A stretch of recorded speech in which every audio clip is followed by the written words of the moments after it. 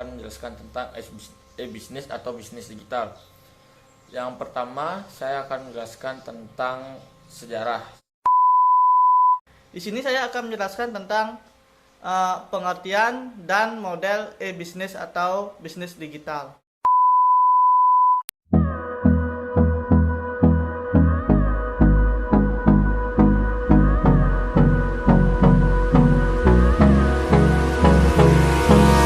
Hold me close till I get up.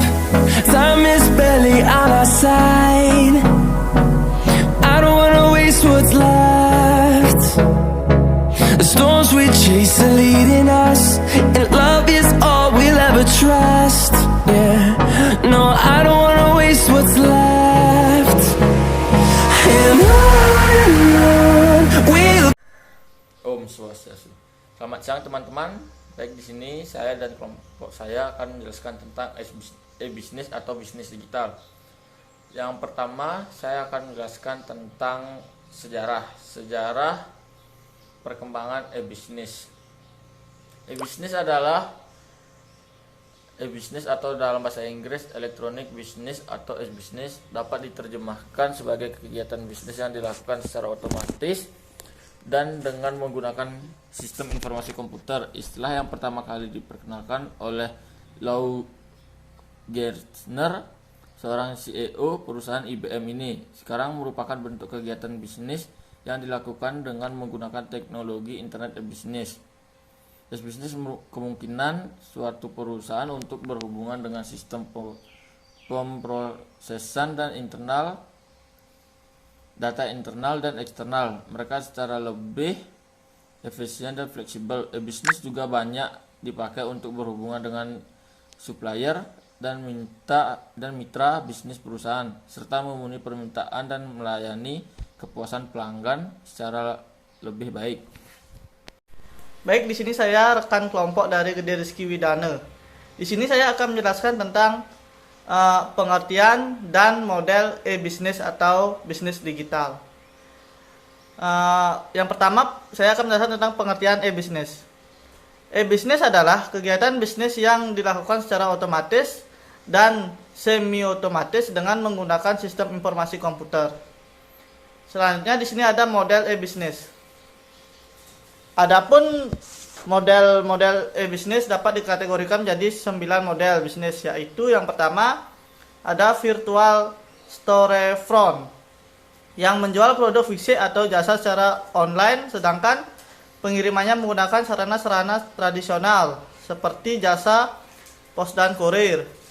Yang kedua ada marketplace konsentrator, yaitu memusatkan mengenai informasi produk dan jasa dari beberapa produsen pada satu titik sentral. Yang ketiga ada informasi broker, yaitu menyediakan informasi mengenai produk, harga, dan ketersediaannya, dan terkadang menyediakan fasilitas transaksi. Yang keempat ada transaksi broker, yaitu pembelian dari mengamati berbagai tarif dan syarat pembelian.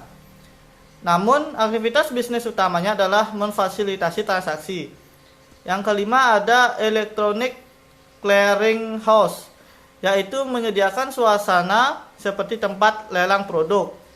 Yang keenam ada reverse auction, yaitu konsumen mengajukan tawaran kepada berbagai penjual untuk membeli barang atau jasa dengan harga yang dispesifikasi oleh pembeli.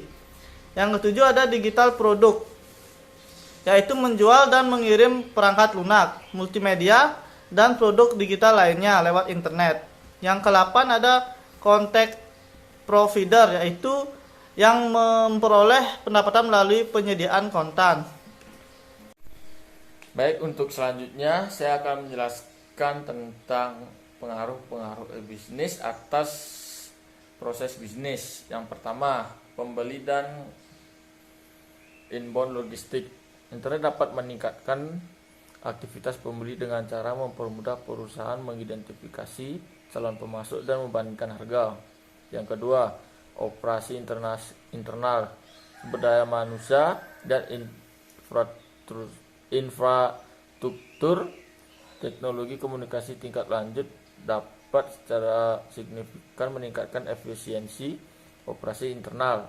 Yang selanjutnya, outbound logistik. Akses yang tepat waktu dan akurat atas informasi rinci tentang pengiriman kemungkinan penjual mengurangi biaya transportasi melalui cara pengiriman gabungan ke para pelanggan yang dekat lokasinya satu dengan yang lainnya. Yang selanjutnya, penjualan dan pemasaran. Perusahaan dapat menciptakan katalog elektronik di website mereka untuk mengotomatisasikan input pesanan penjualan. Yang terakhir, pelayan dan dukungan penjual. E-bisnis dapat secara signifikan meningkatkan kualitas dukungan penjual ke para pelanggan, baik untuk faktor-faktor keberhasilan e-bisnis akan dijelaskan oleh teman saya. Baik, di sini saya akan menjelaskan tentang faktor-faktor keberhasilan e-bisnis atau bisnis digital. Yang pertama, e-bisnis dan strategi organisasi. Nilai strategi untuk melakukan implementasi e-bisnis tergantung pada tingkat sejauh mana proses tersebut dapat membantu organisasi mengimplementasikan dan mencapai strategi keseluruhan. Yang selanjutnya ada pembeli dan inbound logistik.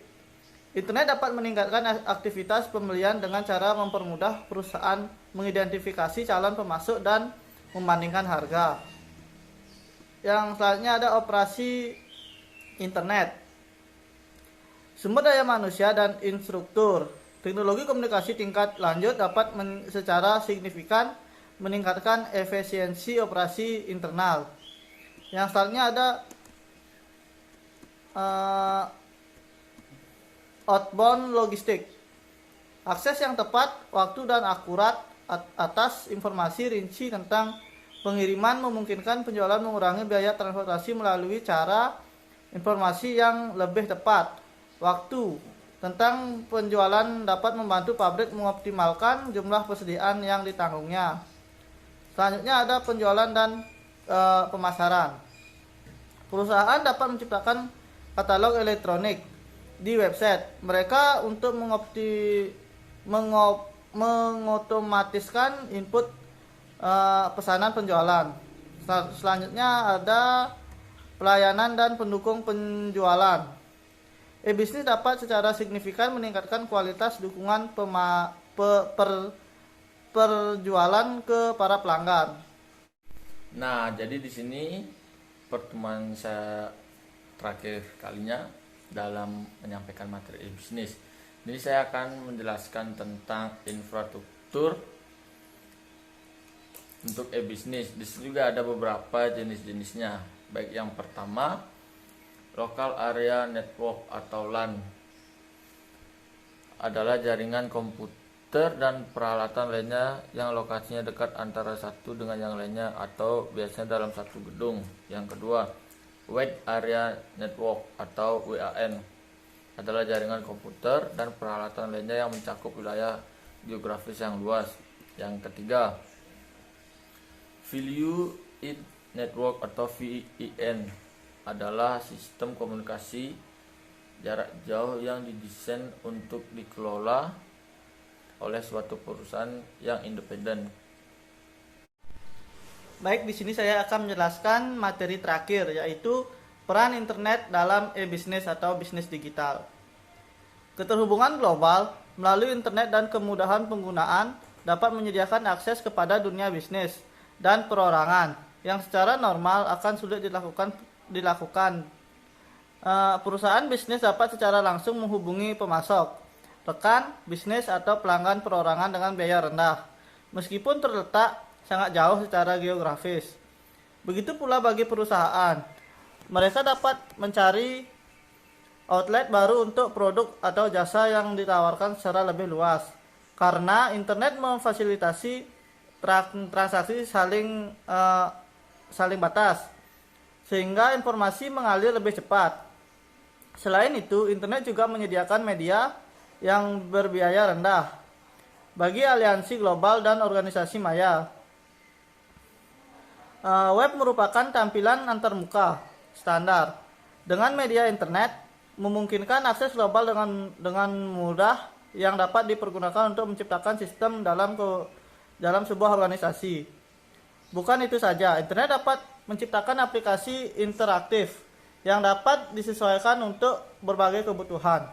Halaman-halaman web mempunyai kemampuan untuk berinteraksi secara lebih menarik yang dapat disediakan oleh media tradisional berbasis kertas. Penampilan teks, suara, gambar, dan video pada halaman web mampu menarik orang untuk berinteraksi lebih jauh. Dan ditambah kemudahan berinteraksi hanya dengan menekan tombol untuk membuat pilihan yang diinginkan. Nah, dari presentasi saya dan teman saya Kadek Dharma Guritna, di sini kami dapat menyimpulkan bahwa berdasarkan dari uraian sebelumnya, maka dapat ditarik beberapa kesimpulan sebagai berikut.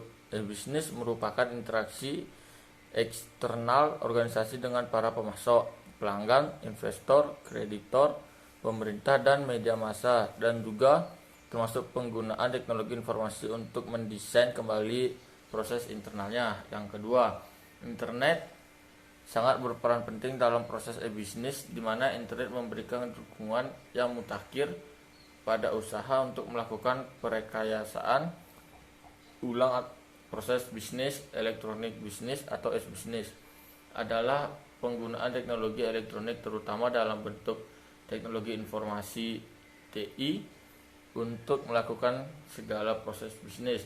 Termasuk di dalamnya adalah jual beli atau pertukaran produk, jasa, dan informasi. Membangkitkan permintaan melalui kegiatan marketing, melayani pelanggan, berkolaborasi dengan rekan bisnis, dan kegiatan transaksi bisnis secara online. Nah, sekian presentasi dari kelompok kami. Semoga kalian, teman-teman semua, bisa memahami dan dapat menambah wawasan baru. Oh, santi.